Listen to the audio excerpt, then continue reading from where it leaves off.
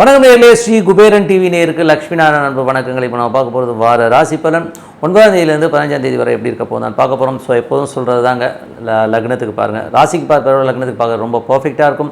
உதாரணமாக ஒரு மகர லக்னம் விருச்சிக ராசினா நீங்கள் விருச்சிக ராசிக்கான பலன்களை பார்க்குற மகர ராசிக்கான பலன்களை பார்க்குறது ரொம்ப பர்ஃபெக்டாக இருக்கும். ஃபஸ்ட்டு வர்றது பொது பலன்கள், அதுக்கப்புறம் வர்றது தசாபுத்தி பலன்கள். ஸோ உங்களுக்கு என்ன தசாபுத்தி அந்தரங்கள் வருதோ அதை வந்து மிங்கிள் பண்ணி பார்க்கும்போது ரொம்ப பர்ஃபெக்டாக இருக்கும். வீடியோட எண்டில் டிப் ஆஃப் த வீக் இருக்குது, மறக்காமல் பாருங்கள்.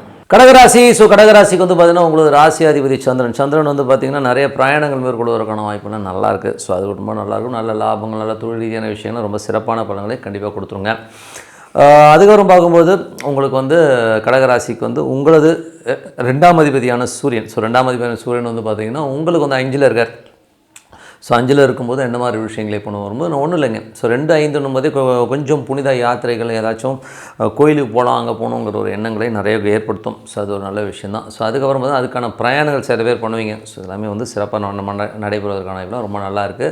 அதுக்கப்புறம் வந்து 3, 12ஆம் அதிபதியான புதன். ஸோ 3, 12ஆம் அதிபதி புதனும் பார்த்திங்கன்னா உங்களுக்கு 5ல் இருக்கும்போது நிறைய விஷயங்கள், ஸோ என்னென்னா சொந்தம் சார்ந்த விஷயங்கள், புதிய அக்ரிமெண்ட், டாக்குமெண்டேஷன், பூர்வீக சம்மந்தமான விஷயங்களுக்கு போகணுங்கிற எண்ணங்களை நிறைய ஏற்படுத்தும். சில பேர் சின்ன சின்ன அலைச்சல்களை ஏற்படுறதுக்கான வாய்ப்பும் நிறைய இருக்குங்க. அதுக்கப்புறம் போது உங்களுக்கு 4ஆம் அதிபதியான சுக்கிரன். ஸோ 4ஆம் அதிபதியான சுக்கிரன் வந்து 6ல் இருக்கும்போது ஒரு வீடு, சொத்துக்கள், இல்லை ஒரு வண்டி வாகனங்கள் வந்து ஏதாவது லோன் போட்டு வாங்குறதுக்கான வாய்ப்புகளை நிறைய ஏற்படுத்தும். அது மட்டும் இல்லாமல் தாயாரோட உடல்நலம் சார்ந்த விஷயங்களை கொஞ்சம் கவனமாக இருக்க வேண்டியது ரொம்ப ரொம்ப அவசியங்க. ஸோ அதை கொஞ்சம் பார்த்துக்கணும். அதுக்கப்புறம் பார்க்கும்போது உங்களுக்கு ஏன்னா இது வந்து 4ஆம் அதிபதி 6ல் இருக்கும்போது அந்த மாதிரி விஷயங்கள், பட் ஆனால் 7ல் வந்துடுறார். நடுவிலே வந்து 7ல் வந்துடும்போது நல்ல ஏற்றங்களை கொடுக்கும். ஒரு கேந்திராதிபதி கேந்திரத்தில் இருக்கிறது வந்து சிறப்பான பலன்களை கண்டிப்பாக கொடுத்துருங்க. புதிய வருமானங்கள், புதிய ஒரு பார்ட்னர்ஷிப் சம்மந்தமான விஷயங்கள் நடப்பதற்கான வாய்ப்புலாம் ரொம்ப நல்லா இருக்குங்க. 5ஆம் அதிபதியான செவ்வாய் வந்து உங்களுக்கு ராசியிலே வந்து நீச்சமாக இருக்கும்போது கொஞ்சம் கவனம் தேவை. அது வந்து பார்த்திங்கன்னா இப்போ வந்து அது சனியுடைய சாரத்தில் போகும்போது நிறைய ஸ்ட்ரெஸ்ஸையும் டென்ஷனையும் கொடுத்துரும். ஸோ அது வந்து பார்த்திங்கன்னா உங்களுக்கு குழந்தைகள் சம்மந்தமான விஷயங்கள் வந்து ஒரு ஸ்ட்ரெஸ்ஸு, தொழில் ரீதியான விஷயங்கள், நிறைய ஒரு ரிஸ்க் எடுக்கிற மாதிரி விஷயங்களை கொண்டு போய் விடும். அதனால் கொஞ்சம் கேர்ஃபுல்லாக இருக்கிறது ரொம்ப ரொம்ப அவசியம். அதுக்கப்புறம் பார்க்கும்போது உங்களுக்கு 6ஆம் அதிபதியான குரு. ஸோ 6ஆம் அதிபதியான குரு வந்து 11ல் இருக்கும்போது பெருத்த லாபங்கள், நல்ல விஷயங்கள் நடைபெறுவதற்கான வாய்ப்புகள் ரொம்ப சிறப்பாக இருக்குங்க. ஸோ ஒரு நல்ல விஷயங்கள் தான்.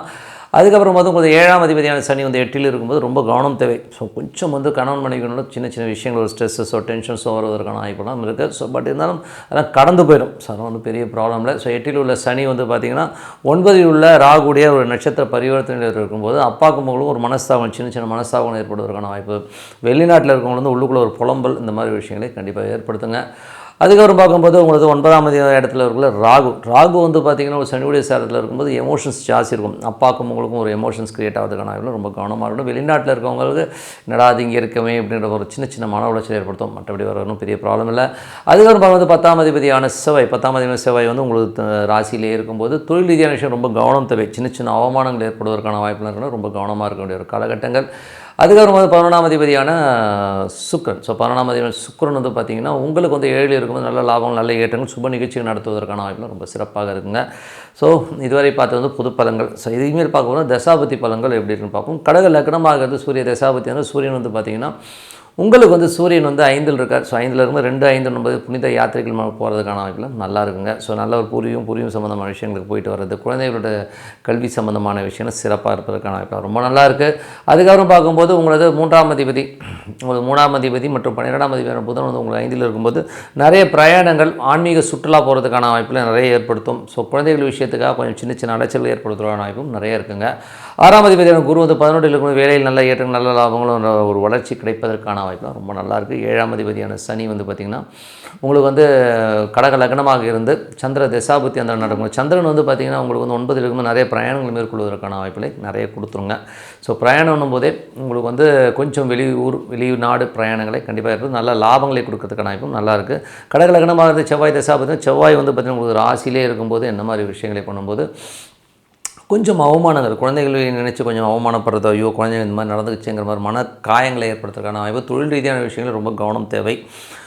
அதுக்கப்புறம் பார்க்கும்போது கடக லக்னமாக இருந்து ராகு தசாபுத்தி, ராகு வந்து பார்த்திங்கன்னா உங்களுக்கு 9ல் இருந்து அது வந்து 8ஆம் அதிபதி சனியுடைய சாரத்தில் ரொம்ப கவனமாக இருக்கணும்.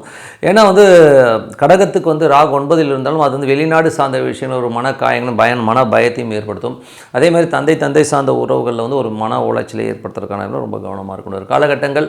அதுக்கப்புறம் பார்க்கும்போது கடகலக்கணமாக அங்கே வந்து குரு திசா புத்தி இருந்தாலும் குரு வந்து நல்ல லாபங்கள் வேலை சம்மந்தமான விஷயம் நல்ல லாபங்கள் கொடுக்கறதுக்கான வாய்ப்புலாம் ரொம்ப சிறப்பாக இருக்குது. கடகலக்கணமாக வந்து சனி திசா புத்தி இருந்தாலும் சனி சுரபகனம் வந்து பார்த்திங்கன்னா உங்களுக்கு 8ல் இருக்காது. அது வந்து 9ஆம் அதிபதியாக ஒரு சார பரிவர்த்தனையில் இருக்கும்போது கொஞ்சம் கவனமாக இருக்கணும். அப்பா சார்ந்த உறவுகளால் மனது ரீதியாக ஒரு பாதிப்பு உள்ளுக்குள்ளே புலம்புற மாதிரி விஷயங்கள் இருக்கும். வெளிநாட்டில் இருக்கிறவங்க வந்து ஒரு ஸ்ட்ரெஸ் வந்து போகிறதுக்கான ரொம்ப கவனமாக இருக்கணும். காலகட்டங்கள் கடகலக்கணமாக இருந்து புதன் தசாபுதன் புதன் வந்து பார்த்திங்கன்னா உங்களுக்கு 3/12ஆம் அதிபதி 5ல் இருக்கும்போது புரியும் சம்மந்தமான விஷயம் நிறைய பிரயாணங்கள் மேற்கொள்வதற்கான வாய்ப்புகள் நிறைய ஏற்படுத்தும். குழந்தைகளோட விஷயங்களுக்காகவும் ஆன்மீக சுற்றுலா போகிறதுக்கான வாய்ப்பும் நிறைய இருக்குது. ஸோ குழந்தைகள் விஷயத்துக்காக கொஞ்சம் அலைச்சல் ஏற்படுறதுக்கான வாய்ப்புலாம் நிறைய இருக்குங்க. கடகலக்கணமாக வந்து கேது தேசாவது கேது வந்து 3ல் இருக்கார். ஸோ கேது வந்து 3ல் இருக்கும்போது உங்களுக்கு வந்து அது சூரிய சாதகம் சின்ன கலகங்கள் ஸோ கலகங்கள் வர்றதுக்கான ரொம்ப கவனமாக இருக்கணும். காலகட்டங்கள் கடகலக்கணமாக சுக்கிர தேசாவது சுக்கிரன் வந்து பார்த்திங்கன்னா உங்களுக்கு 7ல் இருக்கார். ஸோ 7ல் உள்ள சுக்கிரன் வந்து பார்த்திங்கன்னா உங்களுக்கு வந்து அது 4ஆம் வீடு சொத்துக்கள் ஏதாச்சும் நல்லா இருக்கும் அமைப்பு வருவதற்கான வாய்ப்புகள் ரொம்ப நல்லா இருக்குது. ஸோ ஒரு கேந்திராதிபதி கேந்திரத்தில் இருக்கும்போது சிறப்பான பலன் நல்ல வருமானங்களை கொடுக்கறதுக்கான வாய்ப்புலாம் ரொம்ப நல்லா இருக்குங்க. ஸோ நல்ல விஷயங்கள் எல்லாம் மாற்றலாம் ஒரு பிரார்த்தனை அவசியமானது. இறைவனை பிரார்த்தனை பண்ணுவோம் கண்டிப்பாக அடுத்த லெவல் போகிறதுக்கான வாய்ப்புலாம் ரொம்ப சிறப்பாக இருக்குது. Tip of the week. So tip of the வீக்கில் வந்து மாந்திரிகம் என்பது நல்லதா கெட்டதா அப்படிங்கிறத பற்றி தான் நம்ம சொல்ல போகிறோம். ஸோ நிறைய பேர் வந்து இந்த பிளாக் மேஜிக்ங்கிற ஒரு விஷயத்தில் வந்து ரொம்ப எடிக்ட் ஆகிருக்காங்க. காரணம் என்னென்னா நிறைய சீரியல்ஸு நிறைய விஷயங்கள் வந்து பார்த்திங்கன்னா இந்த பிளாக் மேஜிக்ங்கிற ஒரு விஷயத்தை வந்து எல்லாருமே மைண்டில் போட்டுக்கிட்டு எனக்கு காரியம் ஆகணும்னா இந்த மாதிரி பண்ணால் எனக்கு இப்படி ஆகிடும்னு சொல்லி போகிறாங்க. ஸோ இது நல்லதா கெட்டதானா கண்டிப்பாக கெட்டதுங்க. ஏன்னா வந்து இது வந்து பிளாக் மேஜிக்ன்றது வந்து ஒருத்தனுடைய விதியை வந்து நீங்கள் வந்து ஏதோ ரூபத்தில் போய் உள்ளே அட்டாக் பண்ணி அவனுக்கு வந்து வரவிடாமல் பண்ணுறதோ இல்லை வேறு ஒரு ரூபத்தில் ஒரு மந்திரவாதியை வச்சு பண்ணுறதெல்லாம் வந்து இன்றைக்கி ஆகுமானா இன்றைக்கி அந்த மாதிரி ஆட்கள் இல்லை. அது வேறு விஷயம். பியூராக வந்து இருக்கிற ஆட்கள் ரொம்ப கம்மி. ஒரு 5% இருந்தால் பெரிய மற்றவங்களாம் ஏமாத்துறாள் தான். ஸோ வேறு எனக்கு பர்ஃபெக்டாக தெரியும் எல்லாம் ஏமாத்துறாள் தான். உள்ளே மாட்டிங்கன்னா இல்லை லட்சக்கணக்கில் ஆட்டையை போட்டுருவாங்க. ஸோ அந்த மாதிரி வந்து ஒரு திருட்டுத்தனமான ஒரு பிளாக் மேஜிஷியன்ஸ் நிறைய பேர் இருக்காங்க. சின்ன சித்து விலைகள்லாம் பண்ணுவாங்க இல்லைன்னு சொல்ல மாட்டேன். பட் இருந்தாலும் அது பண்ணலாமான்னா பண்ணாதீங்க.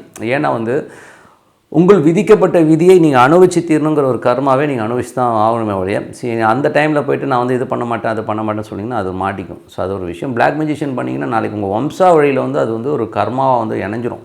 நீங்கள் வந்து இன்றைக்கி நல்லா இருக்கணுன்றதுக்காக இன்னொருத்தனை கெடுக்கிறதுக்காக செய்கிற ஒரு விஷயம் கண்டிப்பாக வந்து ஒரு பிளாக் அது ஒரு கர்மாவாக மாறி அது உங்களுக்கு குழந்தைகளாக பேர குழந்தைகளாக வந்து உங்களுக்கு வாழ்நாள் ஃபுல்லாக வந்து படுத்தி எடுத்துருங்கிறது உண்மையான விஷயம். ஸோ இதுக்கு ஒரு உதாரணம் சொல்லணும்னா எனக்கு தெரிஞ்ச ஒருத்தர் ரொம்ப க்ளோஸ் ஃப்ரெண்டு தான் அவர் வந்து எங்களோட இருந்தார். நான் சொல்கிறது வந்து ஒரு மோர் தென் ஒரு 35 இயர்ஸ் பேக் ஒரு 35 ஆண்டுகளுக்கு முன்னாடி வந்து அவங்க இருந்தாங்க. ஸோ அவர் வந்து ரொம்ப சாதாரண நிலையில் இருந்தார். ஒரு சைக்கிள் வச்சுட்டு தான் போவார். அவர் சின்னதாக வந்து ஒரு கம்பெனியில் வேலை பார்த்துருந்தார். ஸோ அந்த கம்பெனியில் வேலை பார்த்துட்டு இருக்கும்போது மாத சம்பளத்தெலாம் வேலை பார்ப்பார். ரொம்ப ஒரு லோயர் மிடில் கிளாஸ் லெவலில் தான் இருந்தார்.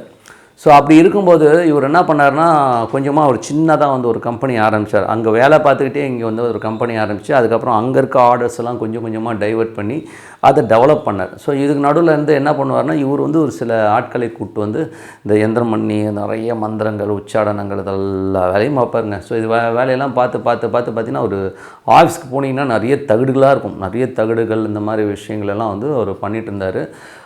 க்ரோத் இருந்ததுன்னா பயங்கரமான க்ரோத் இருந்தது. க்ரோத்னால் எப்படி தெரியுங்களா இருக்கும் நிறைய ஆர்டர்ஸு அவர் ஆஃபீஸில் வேலை பார்த்த இடத்துலேருந்து இவர் வந்து அந்த ஆர்டர்ஸ் எல்லாம் வந்து கன்வெர்ட் பண்ணி இங்கே கொண்டு வந்தால் இந்த பக்கம் மாந்திரிக விஷயமும் பண்ணிக்கிட்டு ஆளுங்களை வச்சு பண்ணுவார். பணம் கொடுத்தா ஒருத்தர் வந்து பண்ணி கொடுத்துருந்தார். அந்த மாந்திரிகம் பண்ணுற ஆளை பார்த்திங்கன்னா எப்படி இருப்பார் தெரியுங்களா ரொம்ப கோரமாக இருப்பார் ஆள். ஸோ அப்போ அவன் எவ்வளோ காசுக்காக எவ்வளோ கெட்டது பண்ணியிருக்கான்றது வந்து அவன் ஃபேஸ் பார்த்தாலே தெரியும்.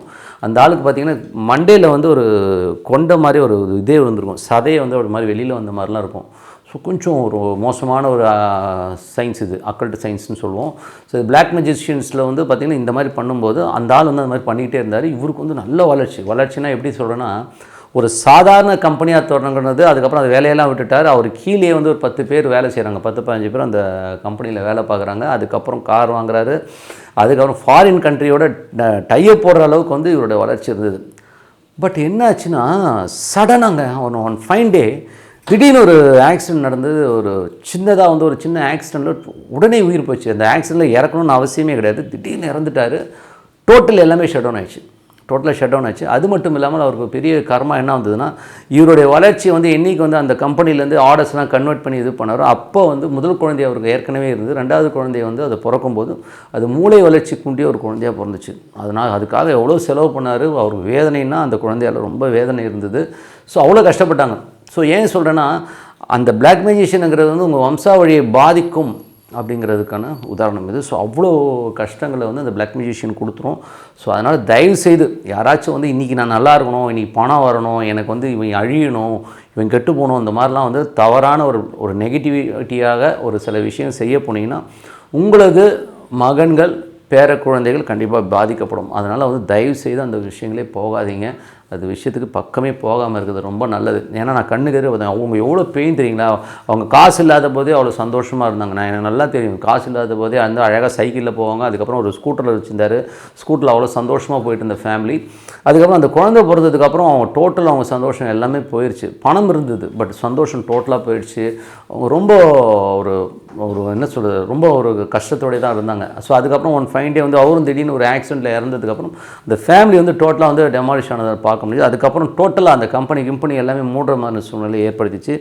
அதனால் வந்து தயவுசெய்து இந்த பிளாக் மெஜிஷியனுங்கிற ஒரு விஷயத்துக்கு போகவே போகாதீங்க. மாந்திரிகமோ மந்திரமோ இதுக்கு என்னங்க பண்ணலாம், ஒருத்தன் என்னை ஏமாற்றிட்டான், நான் அவனுக்கு நான் திருப்பி செய்ய வேணாம்னா நீங்கள் அந்த மாதிரி போகாதீங்க. உங்களை ஏமாற்றிட்டாங்கன்னா இறைவனிடம் வழிபாடு பண்ணுங்கள். ஸோ வழிபாடுன்றது வந்து உங்களுக்கு எந்த வித சைடு எஃபெக்ட்டும் கொடுக்காது. இறைவனிடம் வழிபாடு பண்ணுங்கள். ஒரு காலகட்டத்திற்கு அப்புறம் அவங்களுக்கு வந்து எல்லாமே வந்து ஆட்டோமேட்டிக்காக உங்களுக்கு வர நல்லது வரும். நமக்கு வந்து நல்ல சந்ததிக்கு வேணும், நம்ம நல்லா இருக்கணும்னு நினைக்கணுமே ஒழிய இந்த மாதிரி வந்து ஒரு தவறான விஷயத்துக்கு கண்டிப்பாக போயிடாதீங்கன்னு சொல்லிட்டு உங்களிடம் விடைபெறுவது உங்கள் லக்ஷ்மி நாராயணன். நன்றி, வணக்கம். ஸ்ரீ குபேரன் டிவியை பார்த்தமைக்கு நன்றிகள். மேலும் இது போன்ற தகவல்களை தெரிந்து கொள்ள ஸ்ரீ குபேரன் டிவியை சப்ஸ்கிரைப் செய்யுங்கள். மறக்காமல் பெல் ஐக்கானை கிளிக் செய்யுங்கள்.